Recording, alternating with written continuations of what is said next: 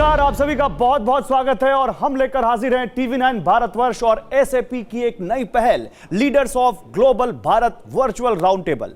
Corona pandemic की वजह से इस समय देश और दुनिया की इकोनॉमी का बुरा दौर चल रहा है, लेकिन यही वक्त होता है नया अपनाने का, नया सीखने का। ये न्यू नॉर्मल की स्थिति बनी है। ये ऐसे लीडरशिप लेसन्स सीखने का समय है जिसमें बिजनेस को बुरे दौर से कैसे बाहर निकाला जाए इसका ज्ञान मिलता हो। इसीलिए हमने शुरू की है ये series leaders of global Bharat, जिसमें हम आपको मिलवाएंगे ऐसे ही बिजनेस लीडर्स से, मेंटोर्स से, जिन्होंने हर दौर में सफलता पाई है। ये पहली बार कोई बुरा वक्त नहीं है बिजनेसेस के लिए। इससे पहले भी चैलेंजेस आए हैं सामने, लेकिन उसके बावजूद इन लोगों ने अपना बिजनेस न केवल बड़ा किया बल्कि उसको और आगे बढ़ाया है। साथ ही प्रधानमंत्री के आत्मनिर्भर भारत के सपने ने एसएमई सेक्टर को फोकस में ला दिया है। एसएमईज जितने इनोवेटिव और रेजिलिएंट होंगे उतनी ही जल्दी करंट क्राइसिस से पार पाई जा सकेगी। और इसका सबसे बड़ा एग्जांपल है कि एसएमईज अकेले प्राइवेट सेक्टर में 40 to 50% जॉब्स कंट्रीब्यूट करते हैं, यानी एसएमईज से करीब 50% के आसपास प्राइवेट जॉब्स मिलती हैं।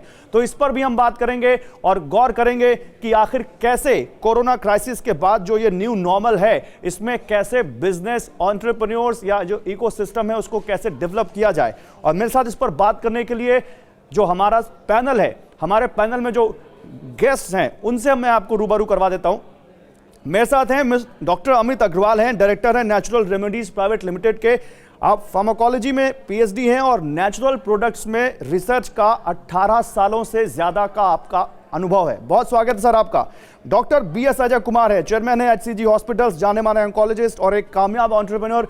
20 साल अमेरिका में प्रैक्टिस करने के बाद 2003 में भारत वापस आने का इन्होंने फैसला लिया। इस बारे में इनसे बात करेंगे। Doctor H Sudarshan Ballal, chairman Manipal hospitals, मशहूर नेफ्रोलॉजिस्ट, कर्नाटका की पहली कैडावर किडनी ट्रांसप्लांट सर्जरी आपने की और इसके अलावा आप net health care federation of India Delhi के प्रेसिडेंट भी हैं। सर आप दोनों का भी बहुत स्वागत है। Doctor Viranchi Shah, senior vice president IDMA यानी Indian drug manufacturers association, director saga laboratories और आप B.Pharm MBA के साथ ही PhD होल्डर भी हैं। सर आपका भी बहुत स्वागत है। और Vinod Palikal, south regional director SAP India भी हमारे साथ इस पैनल में है। आप सभी लोगों का बहुत स्वागत है। और सबसे पहले मैं आप सब लोगों को नमस्ते करना चाहूंगा। नमस्ते सर। और ये नमस्ते भारतीय संस्कृति का परिचायक है और कोरोना के समय में इस भारतीय संस्कृति का डंका पूरी दुनिया में बजा है, हम सब ने देखा है। लेकिन आज सवाल है कि भारत के एंटरप्रेन्योर्स का, भारत के बिजनेस हाउसेस का डंका ग्लोबल लेवल पर कैसे बजेगा आफ्टर कोरोना क्राइसिस। इसमें डिजिटाइजेशन, स्किलिंग, रीस्किलिंग या फिर कहें कैसे ये सारी चीजें काम में आएंगी, इसमें हम ग्लोबल एक्सेस कैसे होगा, इस पर हम आज बात करेंगे। और सबसे पहले मैं इनवाइट करना चाहूंगा IDMA के senior vice president doctor Viranchi Shah को। डॉक्टर शाह, सबसे पहले तो आपसे ये आपका अनुभव क्या कहता है, या क्योंकि आप एक प्रेशर ग्रुप की तरह काम करते हैं, बहुत सारे ऐसे प्रेशर ग्रुप या बहुत सारे ऐसे ग्रुप होते हैं जो सरकार को समय समय पर एडवाइस करते हैं, खासकर ऐसे चैलेंजिंग टाइम पे। तो अभी आप लोग इन तीनों चीजों को लेकर क्या बात कर रहे हैं और क्या आपका अनुभव है? क्योंकि फार्मास्यूटिकल उद्योग में ये जो कोविड क्राइसिस है, it has become a major game changer. Globally India was the pharmacy of the world और हम पूरी दुनिया में मेडिसिन देते थे, लेकिन इस चैलेंज के दरमियान इंडिया की रिस्पॉन्सिबिलिटी बढ़ गई और इस पूरे लॉकडाउन या ये जो क्राइसिस के दरमियान India has continuously proved itself to be a reliable source of medicine. पूरी दुनिया में हमने दवाइयां दी। हमने इनफैक्ट हमारा जो एक्सपोर्ट्स है वो लास्ट ईयर के फर्स्ट 5 मंथ्स के मुकाबले इस 5 मंथ्स में 11% बढ़ा है। तो इंडिया के लिए जो अभी चैलेंज ये है कि वर्ल्ड में चाइना +1 एक फिनोमिनन बन रहा है कि एवरीबॉडी वांट्स दैट एक और सप्लायर हो हर चीज में, और फार्मास्यूटिकल और हेल्थ केयर में there is no other player like India. तो इंडियन फार्मास्यूटिकल इंडस्ट्री हम अपने आप को अपग्रेड कर रहे हैं, राइज कर रहे हैं इस चैलेंज को, इस अपॉर्चुनिटी को लेने में। और अगर हम इस अपॉर्चुनिटी को लेते हैं तो हम अपनी पोजीशन को ग्लोबली और कंसोलिडेट कर सकते हैं।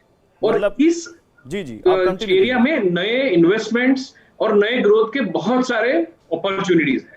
मतलब आपकी बात का ये मतलब निकालें डॉक्टर शाह कि भारत इस सेक्टर में, फार्मास्यूटिकल सेक्टर में आत्मनिर्भर बनने की ओर आगे बढ़ चुका है, लेकिन ग्लोबल क्योंकि API बहुत बड़ा इशू है इस पूरे सेक्टर में, और अगर ग्लोबल मार्केट का लीडर बनना है भी, लेकिन और आगे बढ़ना है तो उसके लिए क्या करना पड़ेगा? मैं इसके लिए अब जाना चाहूँगा विनोद पलाकिल साहब के पास। विनोद पलाकिल साहब, क्योंकि ग्लोबल भारत एसएपी इंडिया का एक बड़ा मिशन है और ग्लोबल मार्केट तक एक्सेस कैसे हो इसी पर तो हम सब बात कर रहे हैं। उसमें डिजिटाइजेशन और स्किलिंग रीस्किलिंग कैसे मदद करेगी ये भी हम बात कर रहे हैं। तो इस ग्लोबल भारत मिशन के बारे में बताइए जरा हमारे दर्शकों को, हमारे पैनलिस्ट को, और कैसे एसएपी का ये मिशन काम कर रहा है। Gaurav, thank you for asking this question. And firstly, I think a big good afternoon to all the dignitaries here. And special thanks to Dr. Ajay and Dr. Sudarshan. I think you and your staff are actually the true COVID heroes. We'd like to submit our gratitude to you and your employees. With this, let me just briefly talk about what is SAP's Global Bharat. Global Bharat is actually an initiative that SAP is launched. It was kickstarted by our Honorable Union Minister Nitin Gadkari ji. So, this program क्या करता है? This is actually designed to ensure that MSMEs become globally competitive, right? And how do SAP do it? SAP does it with equipping them with the digital technologies. And we are not alone in this. We are in association with NASSCOM, with UNDP and Pratham India Foundation. This also complements Government of India's vision of empowering MSMEs to provide them access to the global marketplace and make them more competitive and make them more visible in the entire world spectrum of ecosystem. How are we doing it in three prongs? One is how is SAP doing by providing them a technology called as Ariba Discovery, where a buyer can actually put products or services that they want to procure, and we encourage all the MSMEs to register in that so that they get the visibility and they can participate in terms of providing their products and services. Second, in terms of skill sets, Gaurav, what we are doing is we are also providing our database or the knowledge bank from Code Unnati, which actually gives access to MSMEs not only on financial know-hows but also on soft skills and productivity. This actually empowers them to become more and more competitive and more aware and become more relevant in the current challenging times. The third is we've also launched a very, very competitive, easy to use an ERP for the MSMEs so that they have a digital backbone for them to actually grow the business. So this is in a nutshell of what SAP Global Bharat is, Gaurav. Okay, तो SAP का global Bharat mission क्या है बहुत अच्छे तरीके से यहाँ समझाया मिस्टर पलाकिल ने। लेकिन doctor Ajay Kumar, now I will come to you sir, what do you think that if India wants to become global leader in that particular sector, then what will be the key tips from your side, sir? First of all, thank you for having me and greetings to everyone. This COVID period has taught us a lot of lessons. One important lesson is how important is healthcare for a nation. Through healthcare issue, we have suffered not only in terms of health, number of deaths we have had, but economic impact, disruption of the society. By single virus, the entire nation is disrupted. It's a great lesson to all of us to learn and take home and see what will be the future. How do we learn lessons from it? What are the mistakes we have done in the past? How do we correct? In terms of healthcare, as we know, India has great talent. But why are we not number one in healthcare? Why are we struggling? Because of the economics, how much money we spend for healthcare. We spend a very pittance, 1.5% of GDP. How can we create, the most important lesson to me is how do we create a partnership between private and public? How do we create a universal healthcare? I think India is in a great position to create a universal healthcare. We talk about entrepreneurship. How can we create partners in private healthcare and work private and public together so that these kind of situations, if they arise, we are well prepared, and also we have an opportunity to be number one in the world for value-based medicine. The type of care we give for the middle class, upper middle class in India is phenomenal. How do we bridge the gap so that all are included and take this model to US? Some of us, have been written down by world bodies like Harvard Business School, IFC. How can we take it to the global level and show how value-based medicine can be practiced across the world? But first thing we need to do is to establish a universal healthcare in India and improve the spending we do for healthcare. This lesson is very clear, because how can a country become advanced? Health and education are the key for us to become advanced. So we have to become advanced country by paying more attention to the healthcare. It is critical. So the gap can be bridged. Actually and doctor Sudarshan Balal, अगर हम गलत नहीं हैं, अगर हम सब इस बात को जानते हैं कि पोस्ट कोविड एरा में हम सब ने डिजिटाइजेशन की जो इम्पोर्टेंस है वो देखी है, पर्टिकुलर हेल्थ सेक्टर में किस तरह से जब डॉक्टर्स तक पेशेंट नहीं पहुंच पा रहे थे तो डिजिटाइजेशन के जरिए, टेलीमेडिसिन के जरिए, टेक्नोलॉजी के जरिए, डॉक्टर बलाल, हम सब ने देखा किस तरह से हेल्थ सेक्टर ने सर्व किया अपने पेशेंट्स को। तो आपको लगता है कि डिजिटाइजेशन नीड ऑफ आवर है अगर आपको अपना बिजनेस ग्लोबल करना है? Namaskar. Thank you for having me here. Good afternoon to all my dignified panelists here. हमारी 50 बरस की मेडिकल फील्ड में काम करने के बाद हम ऐसे महामारी को कभी नहीं देखे कोविड जैसे. It's completely turned the world topsy-turvy, and we have also realized, as Ajay said, that healthcare cannot be separated from the strength of the country. You don't have a strong healthcare, then you have a weak country. So that is lesson number one. Secondly, as we have seen, we have many deficiencies that have been realized acutely in this period of corona, and those we need to strengthen. I will not go into many of those because Ajay has already covered some of them. Now, coming to the digital healthcare, I think the silver lining in the corona pandemic has been the digitization of healthcare. We have struggled for years, maybe decades, to get into some kind of a digital health across the country, but it was sort of mired in numerous regulatory issues. Believe it or not, I was president of NatHealth, and we approached the government sometime in February, March. And between the 22nd of March to the 25th of March, the government completely changed the rules of the game. Digitization became legal, and we are all now using telehealth, digital virtual ICUs, virtual consults. And the beauty of this is that we have also partnered with the government. As you're aware, Corona has hit across the rural and urban India, and rural India by and large has very poor healthcare. So the government of Karnataka has tied up with many private health sectors like us, and we run a virtual conference with the doctors of district headquarters hospitals. And we have seen tens of thousands of patients in the last few months. And the most important thing is, without changing any infrastructure, without changing any personnel, just having virtual ICUs and e-consults, we have reduced the mortality of COVID by 50% in the last 3 to 4 months. So these are some of the great lessons that we have learned, that we can use digital health to a large extent. We also have showed how the private and public should work together. But the most important lesson is we should pay more attention to healthcare, especially bridge the rural-urban divide. And we have to make sure every Indian has the fundamental right of healthcare in the country, and that's what we should work towards too.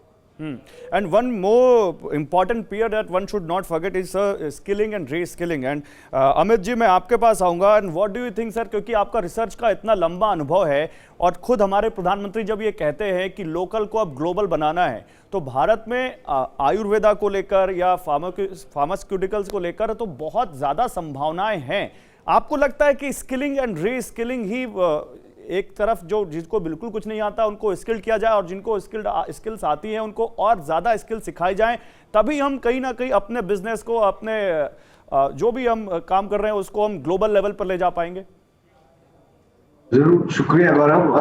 And जो ये Covid की वजह से जो situation आज देश में पैदा हुआ है, उस पर्टिकुलर सिचुएशन में पर्टिकुलरली जो आयुर्वेद की जड़ी बूटियां हैं, मेरा ऐसा मानना है कि बहुत सारी ऐसी हर्ब्स हैं, जड़ी बूटियां हैं जिनमें इम्यून पोटेंशिएशन कैपेबिलिटी है और जिनका अगर ठीक ढंग से साइंटिफिक संशोधन किया जाए, double blind placebo control clinical trials किए जाएं और एक अच्छी साइंस के द्वारा ये प्रूव किया जाए कि इन मेडिसिन में इम्यून बूस्टिंग कैपेबिलिटी है, तो मुझे लगता है कि जो मेडिकल फील्ड के जो एफर्ट्स हैं उनमें ऐसी जड़ी बूटियों का बहुत सहयोग हो सकता है. पर्टिकुलरली जो कॉमन मैन है, जहां तक पहुंच मुश्किल है वहां तक, क्योंकि जड़ी बूटियां हमारे देश में कोने कोने में अवेलेबल है, तो कुछ इस तरह का effort already ministry of Ayush ने शुरू कर दिया है और एक एक्सपर्ट पैनल की मदद से एक बड़े साइंटिफिक तरीके से कुछ हर्ब्स का साइंटिफिक इवैल्यूएशन शुरू हो चुका है और ऐसा उम्मीद है कि आने वाले टाइम में ये आयुर्वेदिक जड़ी बूटियां अवेलेबल होंगी कॉमन लोगों को अपना इम्यून सिस्टम बढ़ाने के लिए, ताकि कोविड से एक एडिक्वेट प्रोटेक्शन पा सके. बात जो आपने कही स्किलिंग रीस्किलिंग की, ये तो एक तरह का मतलब एसेंशियल है ही है कि हम अपने आप को जो है उस काबिल बनाएं, उस सक्षम बनाएं, ताकि इस तरह की और जो आयुर्वेद में छुपी हुई शुड आई से जेम्स ऑफ आयुर्वेद, जो ज्वेल्स ऑफ आयुर्वेद हैं, उनको ढूंढ के निकाला जाए। नहीं, और मुझे एक चीज और बताइए उनको सर, मैं present किया सॉरी जाए। मैं आपको बीच में इंटरप्ट कर रहा हूं, आप उसमें जोड़िएगा अपना जवाब। मुझे एक चीज और बताइए, क्योंकि आयुर्वेदा वो फील्ड है जिसमें बाहर के लोगों का, विदेश के लोगों का भी बहुत इंटरेस्ट रहा है और फॉरेनर्स आते हैं भारत में आयुर्वेदा के लिए। हेल्थ टूरिज्म बहुत मशहूर है, आयुर्वेदा के लिए भी आते हैं। तो आपने क्या महसूस किया, आयुर्वेदा को अगर उस तरह से आगे बढ़ाना है या आप अगर अपने बिजनेस को ग्लोबल लेवल पर लेकर जा रहे हैं, तो डिजिटाइजेशन, स्किलिंग, रिस्किलिंग की आप बात कर रहे हैं, इनको कैसे कम एक दूसरे के साथ लिंक करना पड़ेगा? अभी जैसे ऐसे वक्त में जहाँ ट्रैवल रिस्ट्रिक्शंस है और जो हमारा जो बिजनेस मॉडल है, जहाँ वेटनरी डॉक्टर, जब में आयुर्वेदिक वेटनरी मेडिसिन भी हम लोग बनाते हैं, तो वहां तक नहीं पहुंच सकते थे, तो इंटरनेट के थ्रू, डिजिटाइजेशन के थ्रू नए तरीके ढूंढे गए ताकि अपनी मैसेज जो है हम डॉक्टर तक पहुंचा सकें और जो भी अवेलेबल साइंस है वो उनको प्रेजेंट कर सकें, ताकि जब वो उचित समझें तो उसका प्रिस्क्रिप्शन वो लोग दें। और फॉरेन कंट्रीज से भी हमने ये देखा है कि जहां जहां जिन जिन जड़ी बूटियों में इम्यून पोटेंशिएटिंग रिसर्च ऑलरेडी पब्लिश्ड है, सडनली ऐसी जड़ी बूटियों की, ऐसे एक्सट्रैक्ट्स की, हर्बल प्रोडक्ट्स की डिमांड 10 गुना से ज्यादा बढ़ी और हम लोगों ने उसका इस्तेमाल भी किया, उस डिमांड का, और काफी एक्सपोर्ट हमारा कुछ साल में बढ़ा। इसी तरह से एक बैलेंस रहा कुछ सेक्टर्स में, जहां हमारे डोमेस्टिक मार्केट में जहां ट्रैवल रेस्ट्रिक्शंस की वजह से मटेरियल नहीं पहुंच पाया कुछ टाइम तक, तो अप्स एंड डाउन्स दोनों रहे हैं। और मुझे, जैसे डॉक्टर साहब ने कहा, कि ये एक ऐसा टाइम है जहां पहली बार शायद लोगों को ऐसा महसूस हुआ कि अपने इम्यून सिस्टम के बारे में जितना हमें जागरूकता चाहिए, जितनी हमारे को समझ और अवेयरनेस होनी चाहिए अपने कंसर्न के बारे में, अपनी हेल्थ के बारे में, वो ये कोविड की वजह से अब पहली दफे देखने को मिली। ठीक है सर, बहुत अच्छी बात कही आपने। विनोद पलक्कल जी, तब तो फिर मैं आपके पास ही आऊँगा। देखिए, यहाँ पर जितने भी हमारे स्टीम गेस्ट हैं, सब हेल्थ सेक्टर से जुड़े हुए हैं कहीं ना कहीं, और हेल्थ सेक्टर में ग्लोबल तो छोड़िए सर, अगर आपको लोकल में भी अब अपने बिजनेस को आगे बढ़ाना है तो आपको डिजिटल तो होना ही पड़ेगा, क्योंकि विदाउट डिजिटाइजेशन आप अब वो टाइम रहा नहीं कि आप अपने बिजनेस के साथ सर्वाइव कर सकें या आप अपने बिजनेस को आगे बढ़ा सकें। तो मिस्टर पलक्कल, मेरा दूसरा सवाल तो अब आपसे यही होगा कि how are you people helping businesses to become digital, to go digital? If you look at, I just resonate with Dr. Ajay just mentioned, right? I mean, today any business per se, not going digital is not an option. It is like how soon we can go digital. Actually, right? If you look at it, businesses, if you take 2 steps back and think about it, right? Businesses always look at what they want to run, like, best. They need to adapt to new business models, right? At any point of time. Now, how can they do that? They can only do that if, like, they go digital. Now, leaving aside the pandemic situation, if you see, digital transformation was always a line item in any organization's checklist. But what has happened now is the pandemic situation has ensured that that particular line item comes on the top for all the organizations across the world, right? Because that is the only way that you can actually reach to, like, our customers, markets, partners, wherever you want to do. So what SAP is doing is, SAP usually recommends, like, 3 things. One, I think first is businesses needs to have a change in mindset, right? Change in mindset is they need to look at business outcomes rather than just adopting technology for the sake of it, right? That is one. Second, most importantly, you need to have, like, the right partnership. You need to have the right direction, right? And then you need to have the key differentiators that you want to do in your business to take to help the digital transformation from where you are to what you want to go with, right? So these are 3 things what SAP actually, like, revolves around. And if these things are actually taken care of, let me tell you, customers will be easy to, I mean, at the end of the day, they will land into a platform which is easy to adopt, which will make them very agile, and eventually it will bring all their business into a seamless integrated approach. Dr. Ajay, as you mentioned, as I mentioned earlier, sir, that you have practiced for 2 decades in US and then you decided to return to India. Then, sir, tell us about your journey, sir, and what type of skills have you acquired from that that particular time in USA, and what do you think that what type of skills are lacking in India that particular you want to see in that particular health sector, sir? And then one thing is very clear: the talent is there, whether it is India or US. The talent is there. When somebody goes to US for any technology conference or medical meeting or even for treatment, we find a lot of them are of Indian origin.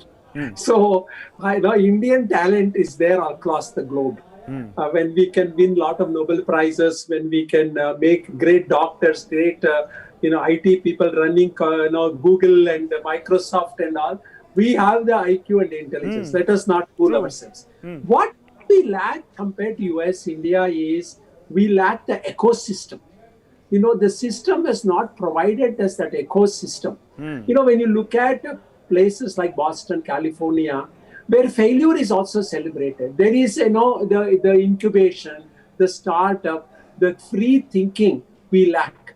It is partly because of the system doesn't permit entrepreneurs to grow in India like what we can do in US. And that is something which has to be corrected. There has been a lot of talk from the government, lot of that, but still I feel the government wants to control a lot of things. They don't let loose. See, we have to let loose, give that free-spirited external. Why people go to US? Why people travel? Why do we have to do it? It's not just money. It is that freedom to experiment, freedom to innovate, overcome bureaucracy. As I said in one of the meetings, the bureaucratic tangle is what is choking our system. We need to remove that. Who are the bureaucrats controlling? We need technocrats who know the subject. How can somebody be an IAS officer who is in metro today and tomorrow is in healthcare and telling us how to run the healthcare? Tell me. It's not possible. The system is wrong. And the government alone cannot do. Free enterprise can flourish in India. We can be number one now. You're not number one in the world if that kind of let loose. All we are asking is let loose. Look what we have done in oncology. We are number one globally in oncology because we see 100,000 cases. We've been rated as number one in value. How is it possible? The government could never do that for decades. So we have to work as a partner with government. Government has to understand private is there. Let us work as partner and together create a model and give them the freedom.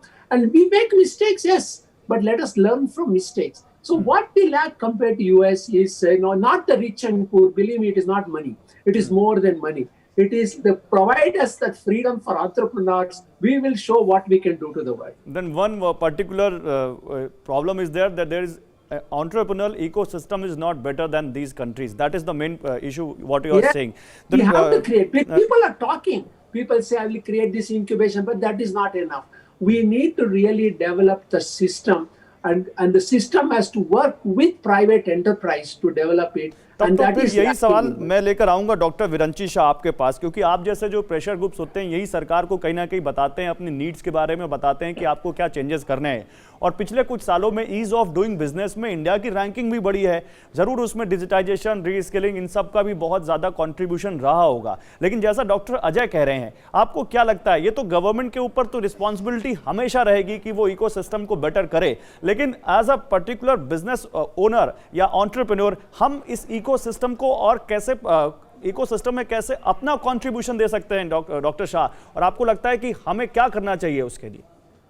देखिए, पहले हमें समझना होगा कि digitalisation और technology का, specially I am talking from the pharmaceutical industry because that is what I know, क्या इसका रोल है। मैं आपको, one of my friends said that it was already on the agenda. Technology और digitalization was always on the agenda in pharmaceutical sector, लेकिन Covid आने से accelerate हुआ है।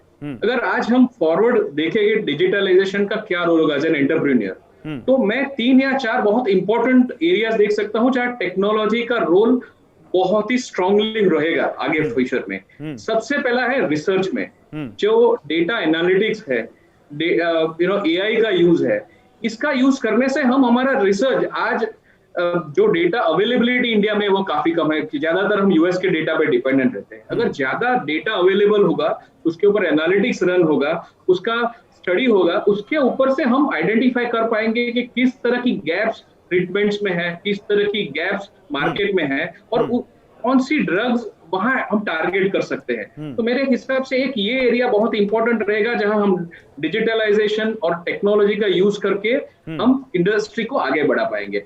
दूसरा जो एरिया मैं एज एन एंटरप्रेन्योर देख रहा हूँ वो है मार्केटिंग या इंटरेक्शन का। आज कोविड में इट वाज नॉट पॉसिबल कि डॉक्टर्स के साथ फार्मास्यूटिकल रिप्रेजेंटेटिव्स या कंपनीज इंटरेक्ट कर सके या डॉक्टर्स अपने पेशेंट के साथ फिजिकली इंटरेक्ट कर सके। तो इस सिचुएशन में जो ई फार्मेसीज है या डिजिटल प्लेटफॉर्म्स ऑफ मार्केटिंग है जहां कंपनीज के रिप्रेजेंटेटिव्स और प्रिस्क्राइबर्स इंटरेक्ट कर सके, या ऐसे प्लेटफॉर्म्स हैं डिजिटल यानी टेलीमेडिसिन जहां डॉक्टर्स और पेशेंट्स इंटरेक्ट कर सके, इनका यूज बढ़ा है और इसका यूज आगे भी बढ़ेगा।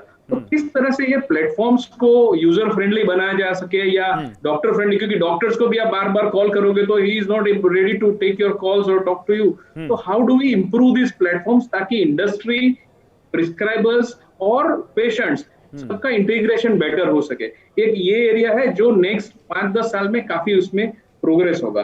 और एक दूसरा एरिया है इंडस्ट्री के लिए जो वर्क फ्रॉम होम। आज फार्मास्यूटिकल्स में बहुत कम चीजें थी जो वर्क फ्रॉम हो रही थी। After this pandemic lot of work from home jobs have been created. काफी चीजें जो ऑफिस में होती थी या फैक्ट्रीज में होती थी, डॉक्यूमेंट रिव्यूज होते थे, ये सारे घर में चले गए हैं, लोग घर से भी कर रहे हैं या partly from home from office हो रहे हैं। और सबसे ज्यादा सप्लाई चेन, हमने कंटिन्यूअसली सप्लाई चेन को मेंटेन किया है। तो कैसे टेक्नोलॉजी का यूज कर सके कि आगे भी ऐसी चीजें अगर हो, सप्लाई चेन के इश्यूज आए तो हम टेक्नोलॉजी का यूज करके हाउ डू वी इंश्योर कि मेडिसिन राइट टाइम पे पेशेंट को पहुंच सके। तो टेक्नोलॉजी और डिजिटलाइजेशन का एक काफी बड़ा रोल रहेगा, right from research to manufacturing to supply chain to prescription. और इस सारे चेन में हम टेक्नोलॉजी और डिजिटलाइजेशन को जितना ज्यादा यूज कर सके, it is going to help the society on a long run. तो एज एन एंटरप्रेन्योर हम चाहेंगे कि इस टेक्नोलॉजी के जमाने में ज्यादा से ज्यादा इसका यूज हम कर सके सारे लेवल्स पे, ताकि बिजनेसेस आगे प्रोग्रेस हो सके। ठीक है, मैं इसी सवाल को आगे लेकर आऊंगा डॉक्टर सुदर्शन बलाल अब आपके पास। सर, जिस तरह से यहाँ पर आपने पहले के स्पीकर से सुना कि यहाँ पर एंटरप्रेन्योर इकोसिस्टम की बात है कि थोड़ा सा इसको सरकार को सही करना चाहिए। एट द सेम पॉइंट यहाँ पर बहुत सारी चीज़ें हैं जो प्राइवेट लेवल पर भी चल रही हैं, जो प्रेशर ग्रुप्स करते हैं या और जो बहुत सारे ऑर्गेनाइजेशंस करते हैं। सर, तो फिर यहाँ पर एक बात ये माने कि अगर कुछ कुछ चीज़ें सही कर ली जाएँ तो भारत के हेल्थ सेक्टर को ग्लोबल बनने से कोई नहीं रोक सकता, और जो बडिंग एंटरप्रेन्योर्स हैं या जो नए बिजनेस खुल रहे हैं उनके लिए एक बहुत बड़ा यहाँ रोड मैप होगा कि कैसे हमको ग्लोबल बनना है। आपने बहुत अच्छा क्वेश्चन पूछ लिया। अभी हम ग्लोबल होने से पहले भारत में ही हमारे हेल्थ सिस्टम को ठीक करना है। One of the things that has happened is we have blindly aped the western system of treating illness rather than creating wellness. Our biggest problem is that we invested heavily into brick and mortar hospitals to treat serious illnesses, whereas primary care, preventive care, and monitoring of non-communicable diseases, so on and so forth, has stayed behind. Now, this would give us a lot more bang for the buck rather than treating a kidney problem, heart problem, or cancer. So prevention is something that we should focus on. And again, technology can be used for monitoring of all these non-communicable diseases, and early screening, early detection, and either prevention or early treatment would be the key. And that is where our focus needs to be. The second is, we have always talked about shortage of healthcare personnel. We should redistribute how healthcare personnel work.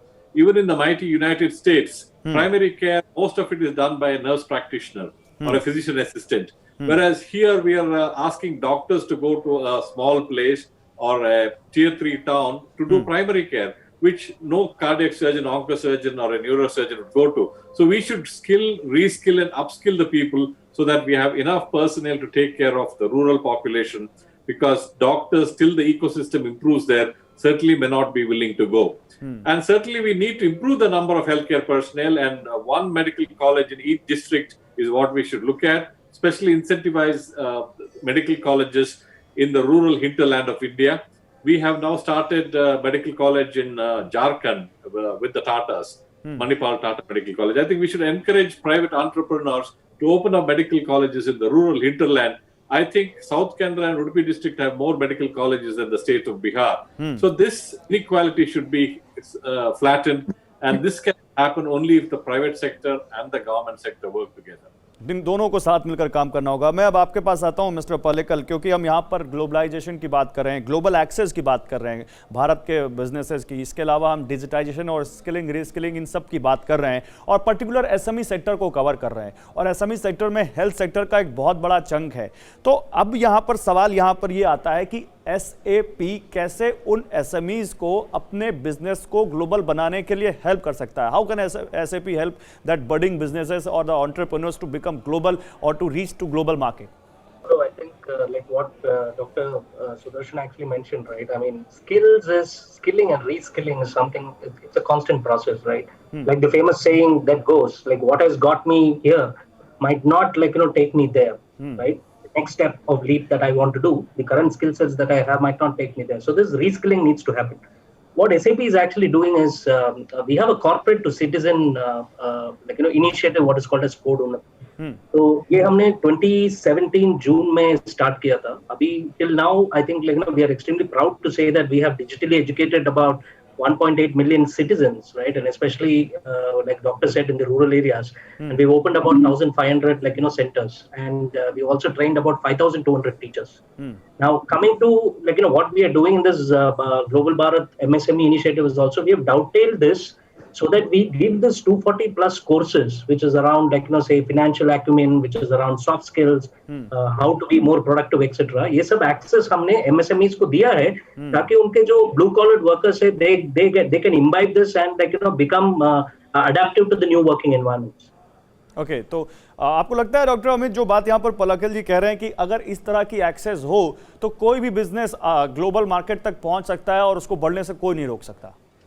जी जरूर। मेरी खुद company ने SAP adopt किया और SAP adopt करने के बाद जो बेनिफिट्स हुए हैं, I completely endorse what mister Vinod has said. और ऐसा मेरा मानना है कि जितना जितना सेक्टर में इसका अडॉप्शन होगा और उतना फास्टर तरीके से सेक्टर आगे बढ़ पाएगा। बिल्कुल, और उसका एक बहुत बड़ा एग्जाम्पल फास्टैग भी है। जिस तरह से डिजिटाइजेशन किया गया, टोल्स को कितने ज़्यादा स्पीड बढ़ गई ट्रांसपोर्टेशन की, कितना ज़्यादा टोल्स का वर्कलोड कम हुआ, ये सब हमने देखा है। तो डॉक्टर विरंची साहब, ये बहुत बड़ा एग्जाम्पल है डिजिटाइजेशन से क्या फ़ायदा होता है। पोल्यूशन में कम करने में मदद मिलती है, टोल्स के कलेक्शन को अच्छे तरीके से कलेक्ट करने में मदद मिलती है, इसके अलावा स्पीड बढ़ जाती है गाड़ियों की। ये बहुत बड़ा एग्जाम्पल है और इसी तरह के हमें सॉल्यूशन दूसरे चीज़ों में भी निकालने पड़ेंगे। मैं बिल्कुल मानता हूं कि डिजिटलाइजेशन, जैसे मैंने ऑलरेडी आपको बताया कि right from the drug research, manufacturing, marketing और एडमिनिस्ट्रेशन, हर जगह पे इसका रोल रहेगा। और डिजिटलाइजेशन और टेक्नोलॉजी से ही हम आगे बढ़ पाएंगे। और स्मॉल, मीडियम, लार्ज सारी कंपनीज को अपने अपने लेवल पे इसको एडॉप्ट करने के लिए सीखना पड़ेगा। हमारे लोगों को स्किल करना पड़ेगा कि डिजिटलाइजेशन का मैक्सिमम यूज हो, जिससे हम रिसोर्सेज का भी ऑप्टिमाइजेशन कर सके, लिमिटेड रिसोर्सेज में हम ज्यादा काम कर सके, और डिजिटलाइजेशन इसका एनेबलर बनेगा।